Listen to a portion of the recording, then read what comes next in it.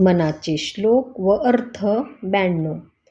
अति आदरे सर्वही नाम घोषे, गिरी कंदरे जाईजे दूरी दोषे.